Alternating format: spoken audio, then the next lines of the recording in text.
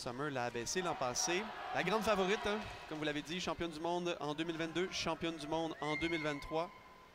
La grande favorite pour les Jeux de Paris. C'est parti, 400 mètres, 4 nages chez les dames et on commence avec le papillon. Une épreuve très difficile, le 400 mètres, 4 nages. Alors 100 mètres papillon, 100 mètres dos, 100 mètres à la brasse, 100 mètres au style libre. Et Summer, bon, elle excelle aux 4 nages. C'est pas compliqué, là. Elle a très peu de faiblesse. Le papillon, mais elle a remporté le 200 mètres papillon lors des derniers championnats du monde. Alors, elle sera certainement la grande favorite pour ce premier 100 mètres. 27,55 après le premier virage pour Summer McIntosh. Mabel Zaveros qui est deuxième. Alors, belle technique. On peut bien observer Summer, haute sur l'eau, peu d'hésitation. On garde le corps le plus à la surface possible pour minimiser la résistance à l'eau.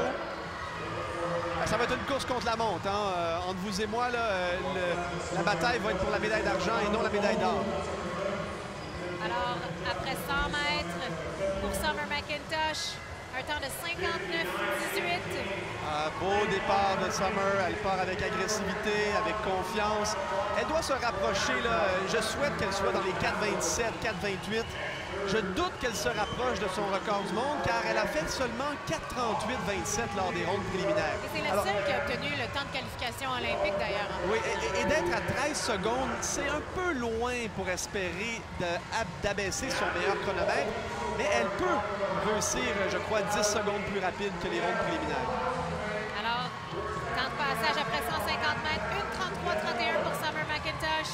C'est très bon. Mabel Zaveros, 1,36,68. Alors, le temps de qualification est à 4,38,53.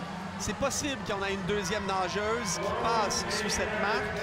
Elles doivent essayer de se rapprocher le plus possible de Summer. Alors, elle fait sa course contre la montre, comme à l'habitude, hein, lors des sélections nationales. Summer sur 400 mètres, elle est régulièrement seule.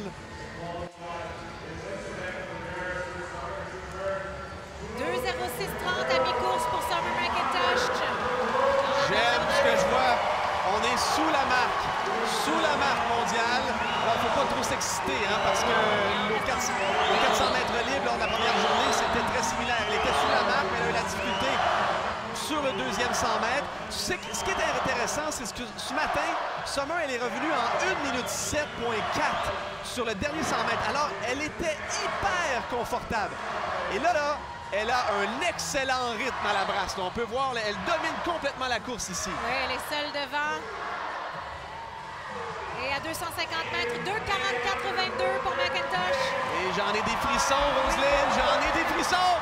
37,92 après la première longueur. Ici, là, l'excitation, elle est au compte. C'est extraordinaire. Les gens sont debout, Benoît, pour encourager Summer McIntosh, qui est largement devant les autres nageuses. Alors ici, on voit une petite faiblesse. Allez, on doit rester haute sur l'eau. Elle le sait, qu'elle est capable de revenir à son temps, qui est le record du monde. Alors voilà, 300 mètres, 3,23,43, style libre maintenant. Alors, un temps de passage difficile ici, 39,22. Cependant, il y a une opportunité. Summer doit revenir en 1 minute 2,1 et ça sera un record du monde. Mais regardez-la accélérer. Oui, incroyable. On va le savoir, là, au temps de passage, si on va avoir un record du monde. Mais je crois que c'est possible. Alors, belle constance. 3,54,66 avec 50 mètres à faire pour et que ça va être serré. Je ne veux pas vendre la nouvelle, mais je crois qu'on aura un record du monde. Les gens sont debout ici au Centre sportif de Toronto. Allez, Summer. Un dernier coup. Alors, contre la montre, Summer McIntosh. Et de moins en moins de respiration là, dans les derniers mètres. Et que c'est pas facile. Oui, ça sera un nouveau record du monde. Un dernier coup. Et oui, record du monde, Summer McIntosh.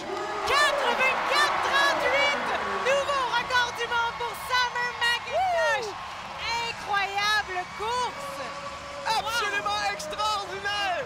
Moins d'1 seconde, point 2 sous sa marque mondiale. 1 seconde, point 5, pardon. Et ça, là, quelle différence avec ce matin aussi. Ah oui, mais elle me surprend. Non seulement parce que c'est un record. Ce matin, elle a fait 4,38. Alors 14 secondes plus là. Ça, là, c'est très difficile. Lorsqu'on on est très conservateur, on ne veut pas trop dépenser d'énergie, c'est difficile de revenir moins de 8 à 9 heures plus tard et établir une performance comme celle-ci. Et là, juste pour vous dire là, à quel point c'est une domination, mais non seulement une domination canadienne, une domination mondiale.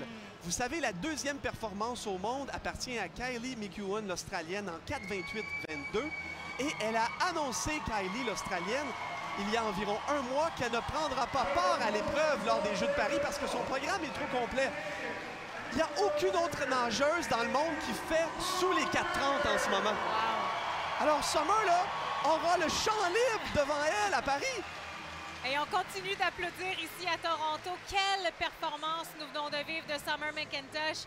Elle a le sourire vraiment au visage, semble fière de sa performance. Elle n'a pas une médaille olympique à son palmarès jusqu'à présent, mais je peux vous dire... C'est une question de temps. Je peux vous dire que c'est la plus grande nageuse de l'histoire de notre sport. Et vous avez les résultats de cette course. Ella Jensen en deuxième position et Mabel Zaveros en troisième.